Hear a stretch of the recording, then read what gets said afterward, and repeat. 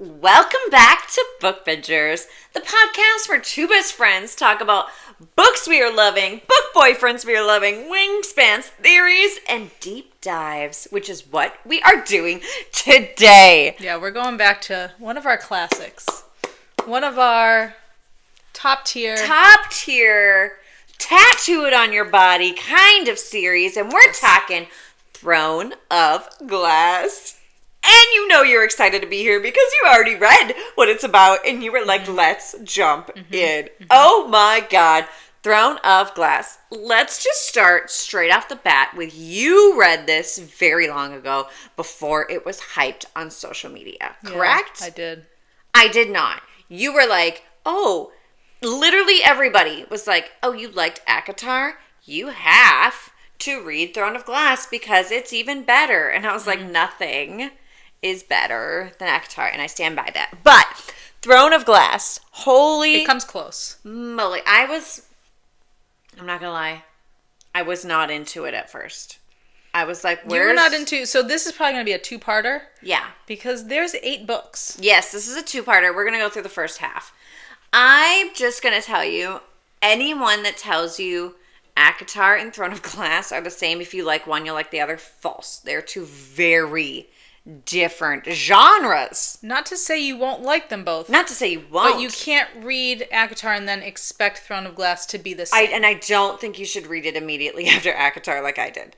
I think you need some breaks. I would go into Crescent City. I would go into something else because coming off of a romantasy and going into a straight fantasy, you might not like that. Yeah, this is fantasy with romance as a subplot. Correct. And if I think that for me, I was just so angry because I was still wanting romantasy. And everyone was like, oh, they're so similar. No, they're not. No, they're not. And she definitely wrote Throne of Glass first. Yeah.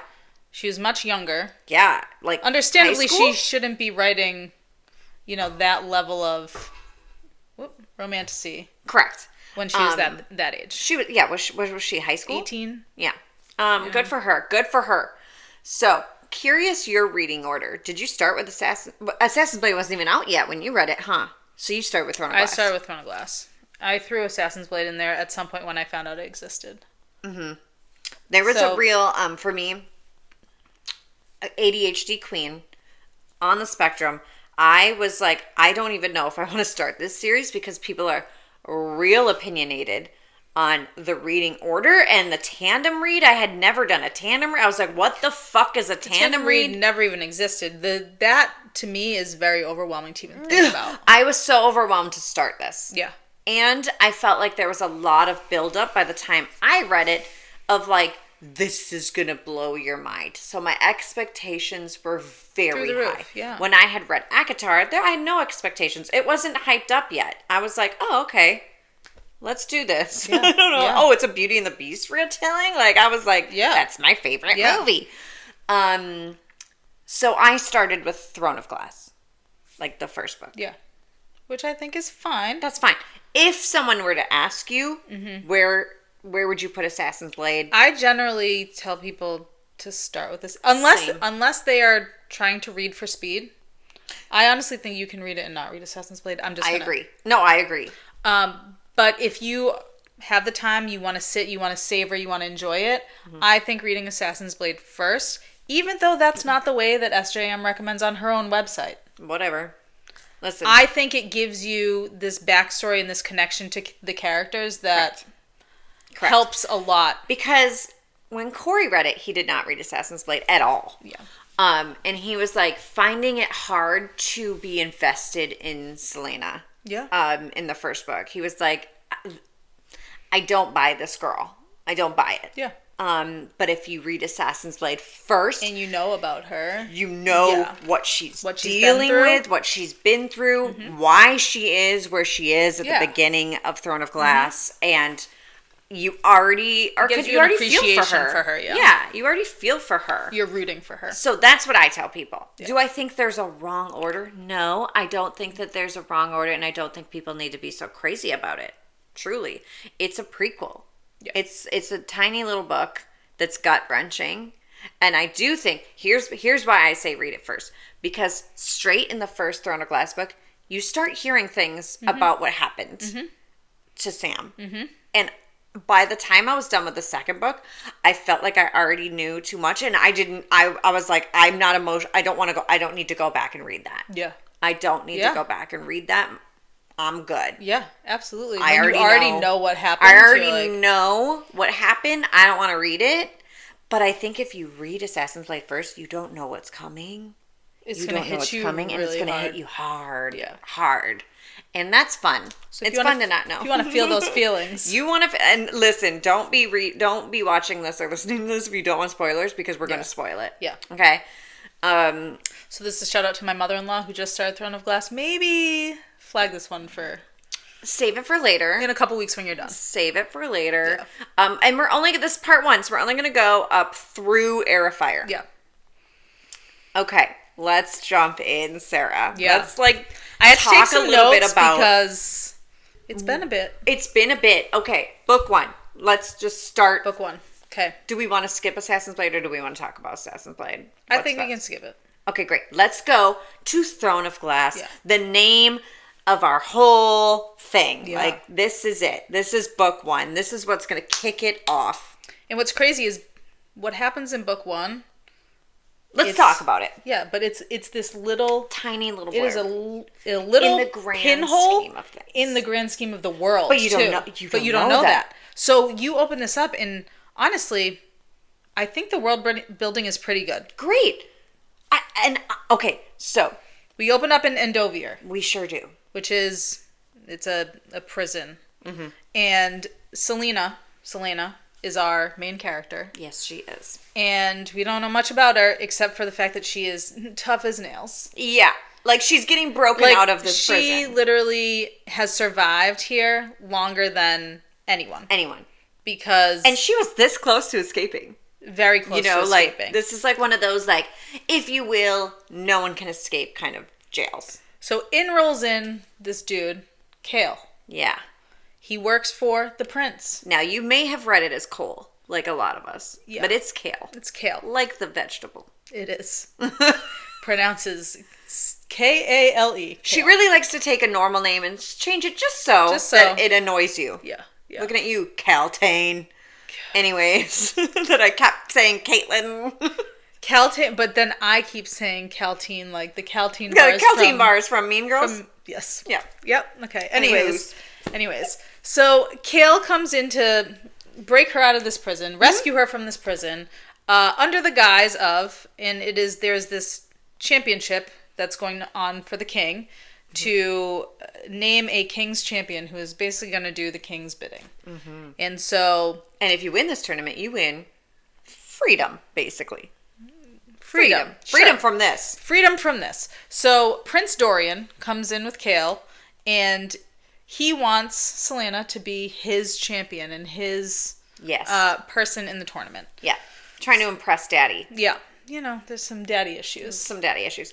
Okay, but can I interject for a moment? When I'm reading this, we first meet Kale before we meet Dorian. Yes. And my brain goes, he's the one. Oh, this is the banter on the way home. Oh, yeah. Between Kale and her, and there's like a little enemies, and I'm like, oh, enemies to lovers. Got it. He's the one. That's where my brain first went. I'm sure we all did, right? Yeah, absolutely. My brain was like, Kale's the one. Well, you start to build this allegiance to him. Absolutely. Right away, right? Absolutely. But then you meet Dorian. And I was like... And you're like, but he also has some riz. But, okay, so I had also read, some other books, Shadow and Bone, different things where I was like, I don't trust a prince. I don't trust... Like, he's being too nice. He's being too nice. They have too much in common. They both love books, all the things. He's being too nice. I was like, he's cute, but is he actually going to be the bad guy? That's where my brain went. Fair.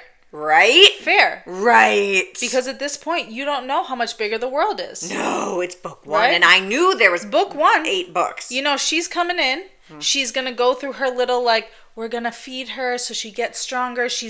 We find out she was an assassin, which is why she was in... not just an assassin, she but was famous assassin. Like the assassin. And no one knows it's her. No one knows what this assassin looks like because she's that good that if you see her, you did. So she has a new name. Mm-hmm. This girl has more names. More names than anyone I've ever met in my life. Truly. So she's Lillian Gordania or whatever it is. And so she's training with Kale, getting her strength back, and she's going to start going through these trials. Yeah, a lot of training. Yeah. Yeah. A lot of... This would be a great TV series. Oh, hell yes it would. Oh, hell yes it would. Listen, if they made Hunger Games and Divergent and all these amazing books, they can do this one. Because this one is way more epic than those. Absolutely. This is giving, like, HBO. You know what I mean? Definitely. Game of Thrones. Without a doubt. Yeah. Anywho, so, back to the there's plot. like 20-something of these people who are vying for this championship, and people start dying. Oh, yeah. Bodies start turning up in, like, really weird ways. Yeah. Magic is... There's something not natural. There's something afoot. There is something afoot. You know? And so along the way, Selena becomes friends with Dorian. She becomes friends with Nehemia. Yeah, Nehemia. She is a princess from Elway. Mm-hmm. Is that? I don't know how you pronounce it. I mean, that's how I'm going to pronounce it. Sure. For today's episode. Someone can correct me in the comments. Great. She is basically there as a kind of like liaison type deal, and they become friends, and she helps Selena start to investigate this case. Kind of turns into a little murder mystery for a while. It sure does. Yeah. Yeah. And we find out, we get introduced to, like, word marks start to be part of this, which end up being very big in and not at the only time this I was series. What is this? You don't think much about it. I don't Like, think what is the magic? You kind of just think it's like a kind of a throwaway, like, oh, we're gonna figure out what's going on, and that's that. Yeah. Little do we know, this is a small piece of magic that affects the universe at large. The whole universe, the whole massverse, like the whole thing. Yeah. Did not know that. No. So basically she figures out who is...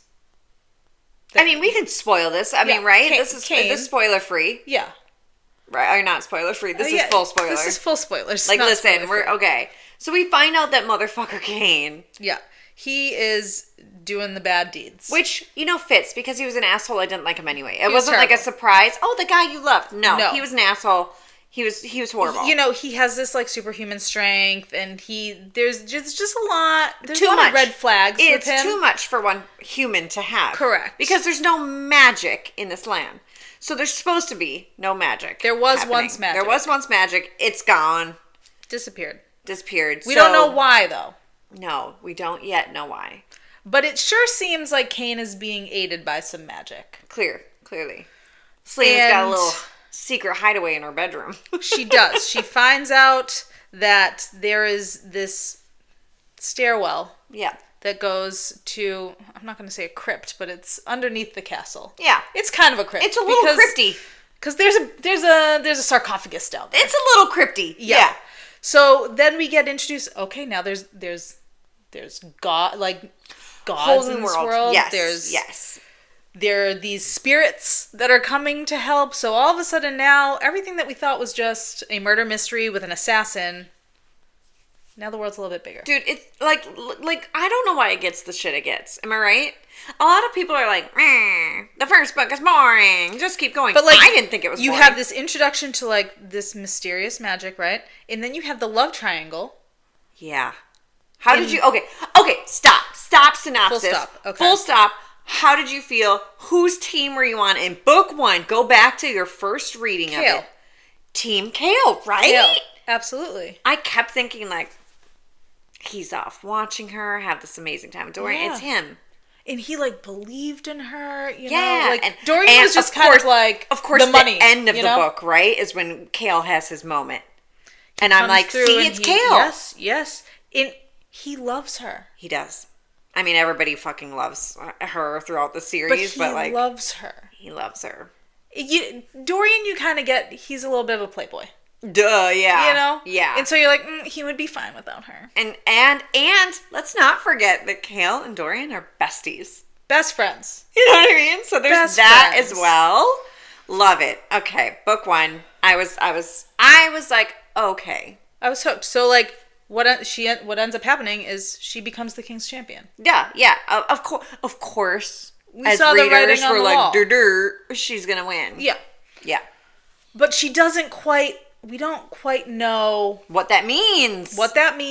And we don't really know what was the magic that was affecting Cain. Correct. And like, what's the king's like?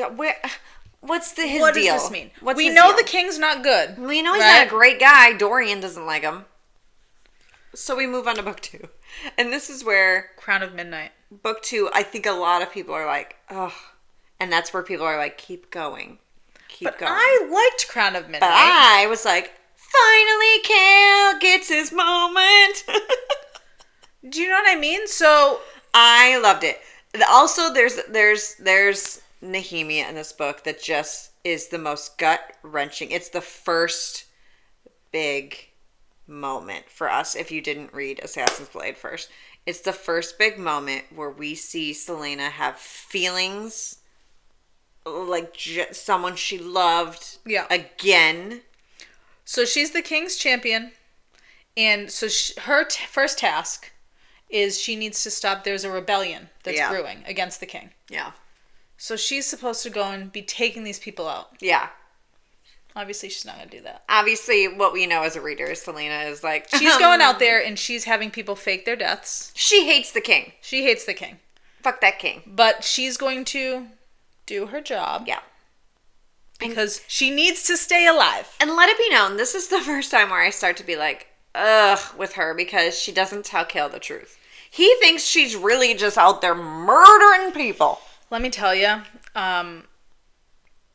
she's never telling you the full truth. Never, ever, no one, not even her mate, does she not tell the truth. Not until, like, the tail end of the last book. I have to assume that if we were to continue seeing, her life, she's just a little lying sack of shit all the time. Yeah, I mean, it ends up benefiting you, right? Like, thank God she's the luckiest person on planet Earth and everything works out for her. Is she lucky or does she just plan really well? I don't know, for an 18-year-old, she's real ahead of her time. She's really smart. Too powerful. She's real powerful. She's real smart. Not only powerful, but the homegirl's like playing chess, you know? She sure is. So she's out here faking people's deaths. Yeah. In the meanwhile, Nehemia and her are still working on, she's teaching her about word marks and Selena thinks that she's teaching her, like, how to speak. Yeah. Nehemia is also a little bit deceptive, okay? Yes, she's got her own plans. She has an agenda. Mm-hmm. But their friendship deepens. They become like true friends. Which I don't know if either of them saw coming because they each had their own plans. They absolutely did. Ugh, it's gut-wrenching. So then we get introduced to Archer Finn. This is back from the days when Selena was an assassin. Yeah. She knows him. But he seems to have a lot of information on the rebellion. He does. So she's going to use him. And that ends up... He shows up again at the end of the book. Yeah. We'll get there. We'll get there. But Archer Finn, just remember that name. Unfortunately, I will. In the meanwhile, she's getting closer to Cale. And her and Dorian decide they're just going to be friends. Yeah. Because Cale, it's abundantly clear. Yeah. And Dorian's like, I'm going to take one for the team. Bros before hoes. But he's still pining. He's still pining. Of course he is. Yeah. For a while. Yeah. But Selena does the deed with Cale. She sure does. Like, for the first time. Mm-hmm. She loses that V card to Cale. And no matter what happens, he will always have that. He sure does. He has that card in his pocket. Ding, ding, ding, ding. Anyways. So we get introduced to some new characters in this book. Yeah. And Mort is one of my favorites. Mort. He truly, it does not mesh with anything else. And it really feels talks like... about Mort. It feels like a Disney moment almost. Because when under the castle, we know that she has her little pathways under the castle. Yeah. There's a door. Yeah. And the doorknob is Mort. So no one talks about this. He's an animated doorknob that talks. And has a little bit of a tood. He is sassy. He's a sassy sass. He's sassy. He knows things. He does. He knows not, all the things. But he does not give up information freely. No, it really is giving Disney like a Cheshire Cat or something. Like it's giving like I know the answer. I know the answer. It's very funny because like ask the right question. I'm trying to think now, like, are there any other inanimate objects that talk, like, in this series? No. I don't know. I don't think so. I don't think so. No rocks are coming to life. Like, this is it. This was, like, a weird moment. And then it never really played out. It never really amounted to like, much, but, like, I like Mort. And then we talked too. a little bit about Caltaine, and I definitely hated her. Like, we all did. Hated her, and I kind of feel like maybe I should have paid more attention to her. Yeah, but we were all like, yeah, bitch, get in that dress up. Like, we all hated her. Yeah, and then she's out here like, I hear wings. To be fair, she gave us no reason to like her. She was a bully. Yeah. She was a villain. She was just like every girl you see in every, like, you know, Disney Cinderella movie. Where she it's wanted like, Dorian. Yeah. Dorian was giving attention to Selena. Dorian didn't want her at all. Therefore, she hated Selena. And she had to be with Kane. Yes. It was gross. God. Parrington. Yeah. Parrington. Like Kane's dead. Kane's dead. Kane's Full dead. dead. She had to be married to a nasty nast. You know? Which we learned out he was really nasty nast. He was the biggest nasty nast. Yeah. But then the magic kind of opens a little bit more in this world because we get our first introduction to Dorian's magic. What a moment. What a moment. Let's talk about it. What a moment. Because you don't think it's going to be Dorian. You think it's going to be Selena that the magic awakens in, right? Like, that's who we're reading. Absolutely. But Dorian, there's a moment with the king and Kale, and he's defending Kale, and he explodes, and he has this raw magic, and we really don't know. At this point, we're like, magic is not supposed to exist. No, he's freaking out. He didn't know he had it. He didn't know. He just kind of felt something was wrong under his skin. Yeah, freaking out. No one can know. This is a Spoiler big alert, secret. It's magic. It's magic. Shocker. Yeah. His magic is awakening. A glimpse into what we see into the future of like, hey, y'all, maybe we should look at this one. I know everyone thinks that Aelin is the most powerful. I disagree. Yo, Dorian, and this was our moment. Now looking back, he's the one. Yeah. Selena didn't break through all these other things of not being able to have magic. He did. No, she actually struggles quite a bit with her magic. Quite a bit. We also get the first introduction to a name that becomes very important. Yes. Aelin Galathinius. Yep, I just said it. Whoopsies. Oopsies. Who is she? Oopsies. Who is Aelin? So we find out that the rebel cause Yeah. is their sole goal Yeah. is to find this lost princess, Aelin Galathinius. We love a lost princess. And restore her to power and put her on the throne. Yeah. And you know, as a reader, SJM kind of fools you too because Selena's like, yeah, we got to find Aelin. Yeah, like, what do you mean? Who's that? Tell me more. Yeah. Mm-hmm. Do you know what I mean? Mm-hmm. Yeah, fooled me with that one. We also get an introduction to the witches in this book. A little bit, yeah. Mm-hmm. And at this point, I don't like the witches. No. Also, I don't know. I literally don't even know how Bobby Yellowbags is described. But in my brain... Yellowbags? Yellow legs. Yellowbags? That Bobby Yellowbags. She's the worst. Let me tell you, it didn't matter. You could have said she was stunning, but my brain went to old lady. No, absolutely. Crow boils. Like, and I understand. You're gonna give someone the name Baba. That's how I picture the witches are stunning. Stunning. It didn't matter. Gorgeous. My brain went to ugly she as, was a as crone. all get up. She was a crone. Great, because that's how I was just. No, in my brain, she was the ugliest thing I've ever seen. Literally, I don't know how like she's yellow bags. Yeah. Bags of boils. That's why you're gonna have to really watch the video on this to see our description because it's hideous. Hideous. But again, I don't know. The witches know quite a bit about magic. Oh, they sure do. And they know what's really afoot. They do. And Dorian ends up talking to Baba Yellowlegs. Mm-hmm. But then we have Selena goes and talks to Baba Yellowlegs. She's got a different agenda. She has a different agenda. Because she can tell you the future or whatever you want to know. Yeah. And is she a fraud? Selena has these riddles that she's trying to solve. She's getting all these riddles from the spirits. Yeah. That she is encountering. Like, down how below annoying the of them. Just tell her. It's like, God. Can we... And like, knowing that eventually they do just talk to her. And it's the same way, like, interpreting a prophecy. Yes. You know? Just she's really... She's functioning with very little information right now. But Baba Yellowlegs really... I mean, this is where I think the story really opens up. Mm-hmm. Because we find out there are these things called word keys. Yeah. In word gates. Yeah. And what that means is the person who possesses all three word keys can then open portals to other realms. Mm-hmm. These bad things, this bad magic, this is coming from somewhere. And we're learning about the Valg. We get introduced to Valg. Mm-hmm. And this is, all of a sudden, there's a big bad now. But, like, did you want to call them Vag? Yeah, absolutely. Absolutely. But when I first read it, I was like, Valge? Valge. Like badge? Valg. Yeah. Yeah.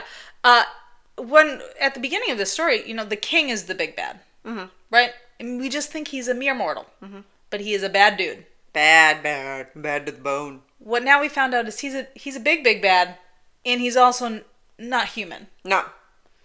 That was a big moment. Yeah, and he is in possession of at least one of these keys. Yeah. Problematic. That becomes problematic. This is where you start to see where the story might go. Yeah. Where the journey might go. Yes. Then she kills her. And then she kills Baba Yellowlegs because Baba Yellowlegs was not going to give up that information and let her live. No. Fight. And at that point... and the witch was, like, held up her own. She sure did. Baba almost won. Selena... She doesn't have her power yet. She doesn't have her power yet. She's just an assassin. Just a human. Just a human girl. But, she didn't leave there unscathed. No. We'll say that. I'm skipping over a lot of stuff. It's okay. I mean, I assume we said spoilers. Like, you all have read this. You don't need, like, a full synopsis. So then we get to the end of the book and we find out, like, Archer Finn is bad. Sure is. And Selena needs to kill him. He's also opened up a portal. Yeah. We're under the castle. There's a portal open. There's a monster. She's down there with Kale. Yeah. Human. Selena, we think is human. Fleetfoot, the little dog, is down there. Yeah. What are you doing? And this monster comes out of the portal. Yeah. But I was doing a little internet sleuthing this morning. And I just need to read this for you. Read it. Okay. Read it to me. So this is the description of the monster. Uh-huh. Page 373 for those of you at home, okay? For those of you following along. If you want to pull out your Crown of Midnight, okay? Okay. Give it to me, baby. The monster. A tall, sinewy thing, but definitely not human. Not with those unnaturally long fingers tipped with claws, white skin that looked like crumpled paper, a distended jaw that revealed fish-like teeth, and those eyes, milky and tinged with blue. And you're like, sounds really, really good looking.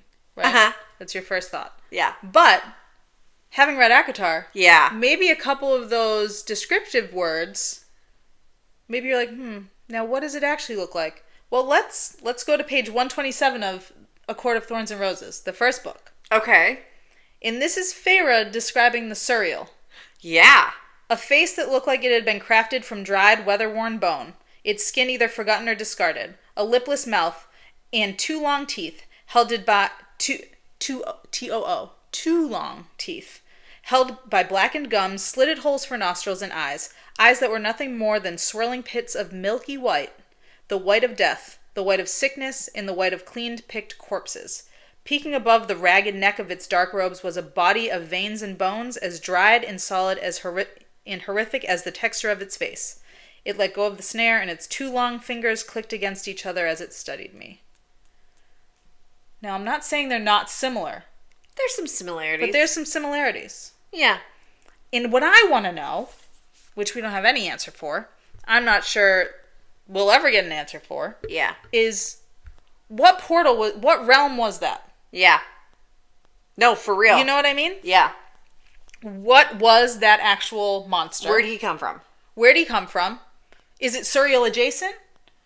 What is it in the Akatar realm? Is it in one of these other worlds? Yeah. Because I think we get our mind on the serial as if there's one. Yeah. But there's not.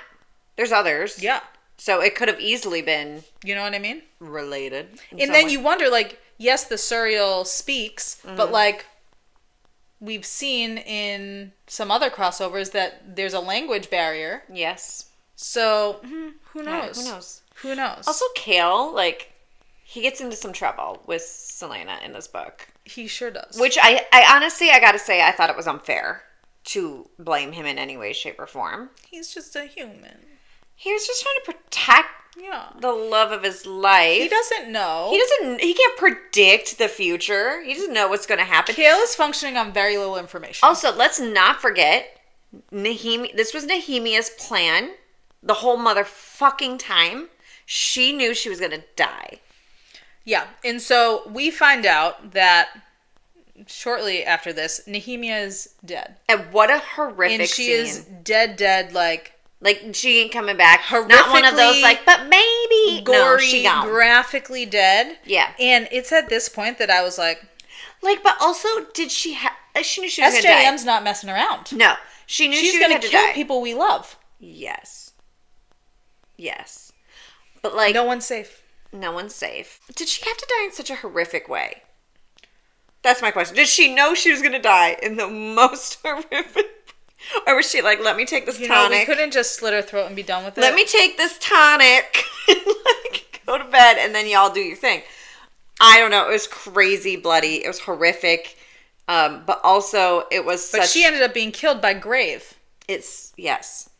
Who was hired by Archer. Correct. A real double cross. So we'll just say that Selena made sure Archer got his. When she's dealing with this monster, Yes. she steps into this realm. Yeah. And what does Kale see? Right. She turns into a fae. The ears. Like, the ears, and, like, Kale's like, I can't believe what he's seeing. It is such a fantastic moment. Also, ding, ding, ding, ding, ding, ding, ding. Enter Dorian. Raw magic. He's here to fuck shit up. Oh my god, it's such a great moment. Up until this book, up until Nehemia dying, it was kind of yawn-worthy. Like, it was moving slow. The Baba Yellow Bags. I'm gonna call her that forever now. Baba has her moment. And that's like, oh, okay. It was real. I'm not gonna lie. It was kind of slow moving until things started happening. Yeah. This is where everything changed. The whole story changes for me. Yeah. And poor Kale, okay? Because everyone he knows and loves is like amazing. He has been living in a world where there's no magic. Okay? He's been living in a world where he was groomed to follow the king, to do whatever the king wants. To follow the law. To follow the law. You have to remember, this is what he was made for. His best friend has magic. And the woman he loves is not human. And he's supposed to hate. And he's supposed to hate Fae, like, Fae, you know what I mean? Magic, magic. And they're supposed to be his natural enemy. So, I think, and I have said this before. Let's give him a break. I'm a Kale apologist. I always have been. Imagine you're in his shoes. Give him a break. He didn't even have time to. His world has been turned upside down. He's still feeling guilty about Nehemia. Oh, my God. Give him a fucking moment. But holy shit, Selena and Dorian, and they've got that moment where they're like, oh, okay, so we're in this together. Like, we're both cool. I'm not the only one. Great, good to know. Okay, so obviously they defeat Monster Boy. Let's move on. Get the portal closed to the surprise at the end of this book. So Kale still wants to protect Selena. Yeah, he's like, I love you. So he says, I'm done. Yeah. Working for the king. I'm going to go and I'm going to big moment for Kale, by the way, that we just skip over. That's like he made a big decision there. Yeah. That's not an easy decision for a human to make. No. And he's going to go back to Anil with his father, and Yep. he's going to assume like the lordship and whatever, which he has not wanted to do because No, his because father's his dad the worst. sucks butts. And so he puts Selena on a boat to Wendlin, which is the land of the Fae. Yeah. Go learn about your Under shit. the guise of she's going to dispatch with the royal family. Yeah, she's doing her champion. Yeah, shit. her king's King's champion. bidding. Yeah. But Kale knows that she's gonna go and be protected. She needs to get away from here. Yeah, she needs to go learn about herself. And in the end, we find out that Selena is in fact Our lost princess. Aelin Shriver Galathinius. And he's like, and she tells it to Kale, and he's like, and then she's like, bye, and he's like, come on, say what? Like, what just happened? And he doesn't know. She has given him the amulet that she has had, the Eye of Elena. Yeah. Which he also doesn't know. No one knows. No one knows. Is very important. Let's go into the book that everyone said is going to be the best book in the series. This book's too long for us to like go through a synopsis, Yeah. so let's just go through key moments of this book. Yeah, so this book is two parts. I think the first part is like Heir of Ash, and then the second one is Heir of Fire. Yeah. So the first one, she gets to Wendlin, she meets up with Rowan. Yeah. We get introduced to Rowan. Yeah. Rowan Whitethorn. Uh-huh. And hot she boy. ends up getting taken over to Auntie Maeve. Yeah. Who is, she is the queen of the Fae over here. Mm-hmm. And she's been tasked, Selena Aelin, to go and train with Rowan. Yeah. To figure out her magic. Figure out your magic. We get, basically, this would be a montage if this was a movie. You know what I mean? She's working, Rowan's mean to her, working Except for, hard. let me tell you, like, Rowan is nasty. He is not nice to her. It's the way that I was like, another boy. What? Another boy. I was still living in Kale and Dorian land, okay? Yeah. And I was like, I don't like You're not adding you. a boy here. You're adding a man. We're adding a man, and I was like... Like 100-year-old man. So remember, I had read ACOTAR first, so I was like, is she doing what she does? Where she made me fall in love with these two, and this one, who I don't like, who's punching her in the face. Like, he's mean. He's so mean nasty shit. to her. And she's just broken. She's depressed. And truly, he is mean to her up until he sees the scars on her back. Yeah. From Endovier. Yeah. And it's a who did this to you moment, even though we know who did this to you. Yeah. You know what I mean? And he realizes maybe she's not like this little 18-year-old, like, sissy girl, okay? Like, she actually has been through something. Yeah. Okay? Because she's going through it. She is struggling. I'm gonna be honest. I didn't enjoy, especially the first half of this book. Yeah. I was like, what the fuck? You all told me that this was the best book. Who the hell is Manon? Dorian's depressed. He's going through some shit. This is the first... Kale's going through some shit. This is the first book we're getting multiple POVs. Multiple POVs. Up until this point, we've only gotten Selena. Yeah. And I'm like, what's happening? She's in this... I hate TV shows where you're like, season 3 or season 4, they're like, we're gonna go spread the characters, they're not together anymore. I want all my characters together. I know. In scenes together. Now I have to learn about another land. Fine, okay, I'm learning about that. And then I'm like, wait, who the fuck? Who the fuck is Manon? Manon, as I originally read it, until I heard the audio, and I was like, oh, it's Manon. Why do I care about you? And I didn't. Let me tell you, the way that the first time I read these books, I skimmed the witch chapters because I was like, this is not interesting. Who are these people? And I think all the people that were like, Heir of Fire is the best book, they had already completed the series and they knew how important Manon ends up being and how much you're going to fall in love with her. But reading it the first time, I did not. I hated Rowan. I hated Manon. My poor Dorian is going through some shit.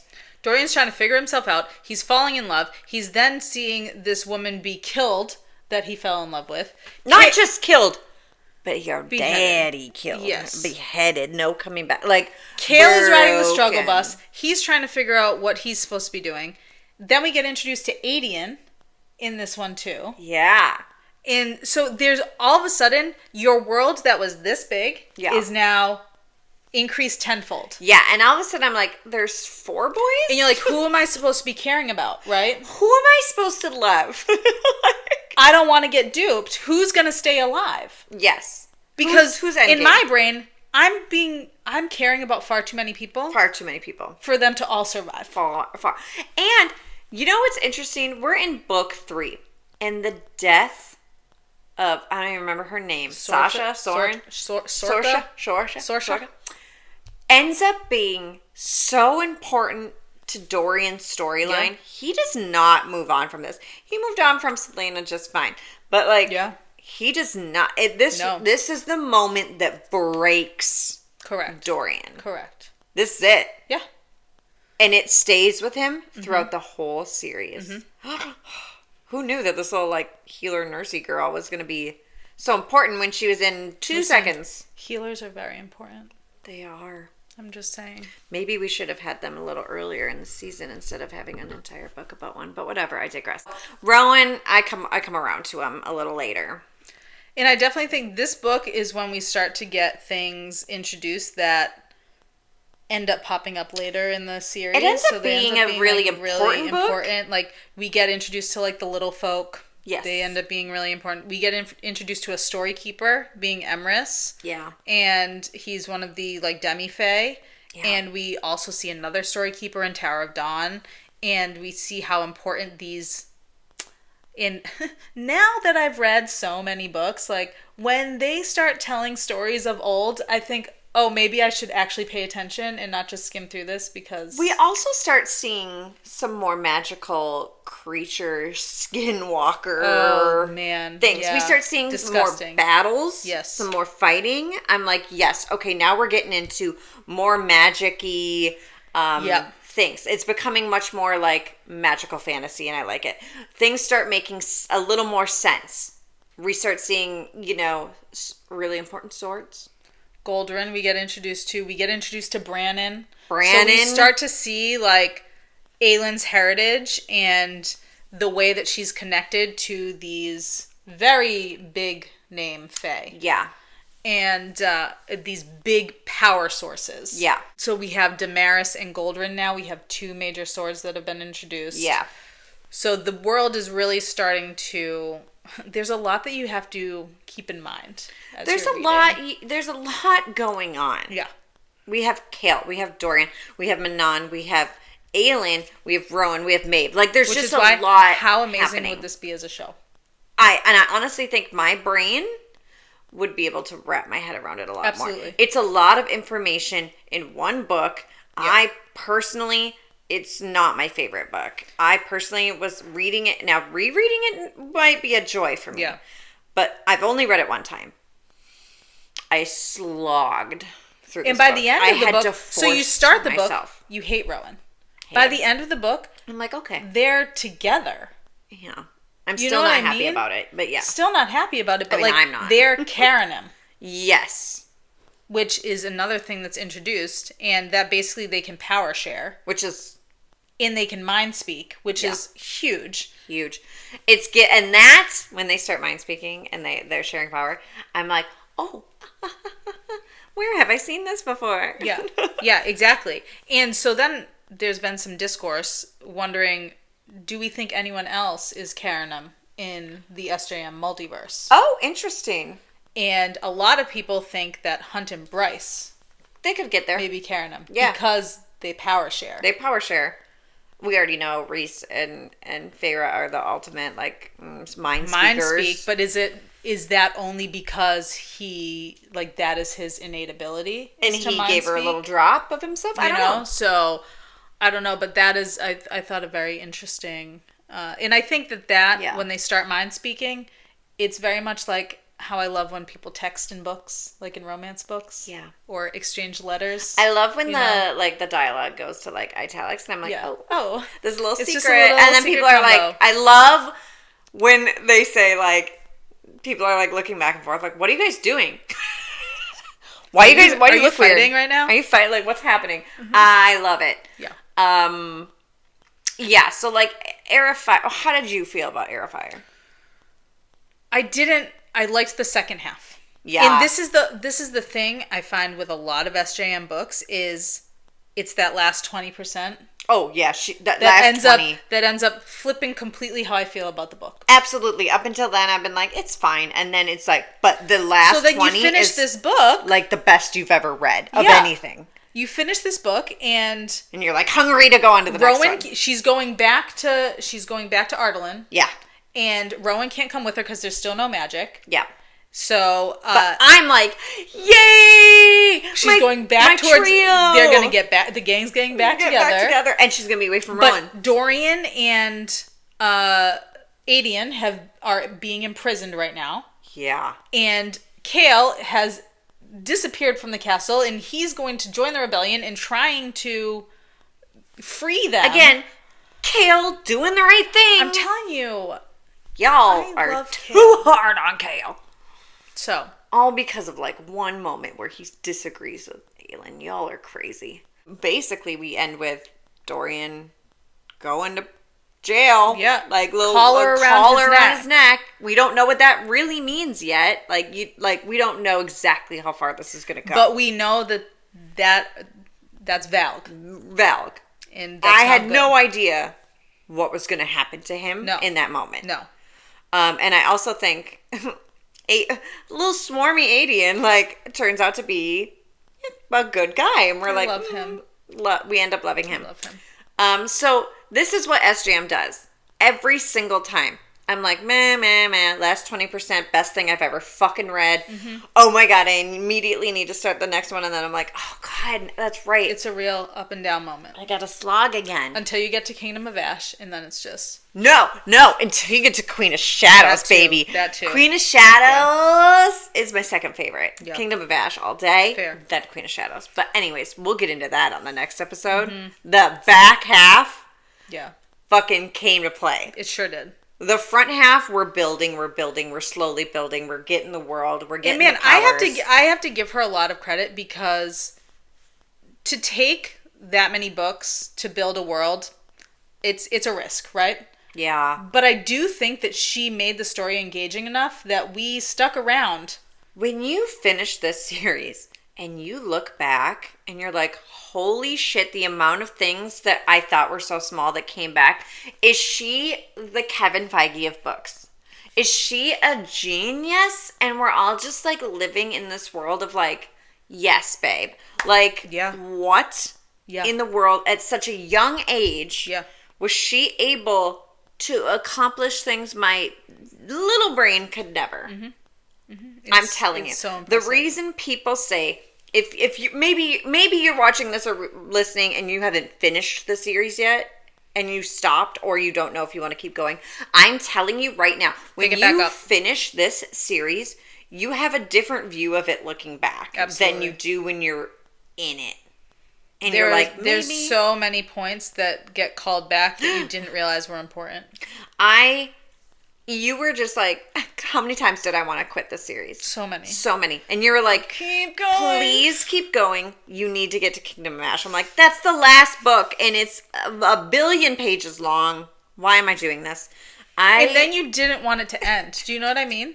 You want that 1,000 page book to be 2,000 pages. Because you're not ready to say goodbye to these characters. You have to, and you think, I've read a bunch of fantasy, I know where this is going. You don't have any idea where this story is going to take you. What you probably know as a reader is there's going to be a big battle, right? You're like, oh, the last book, it's the big battle. Yes, but you have no fucking clue what these characters have to go through and to get there. And you don't know who's going to die. You don't know who's safe. You don't know how this is going to end. You don't even know who... Yeah. It's so good. It's so good. To the point that Corey put this in first place. Put it in first place. So, it's not my first place, but it's my second place series. Wow. Yeah. Yeah. I mean, now that could change once Fourth Ring is done. That could change, right?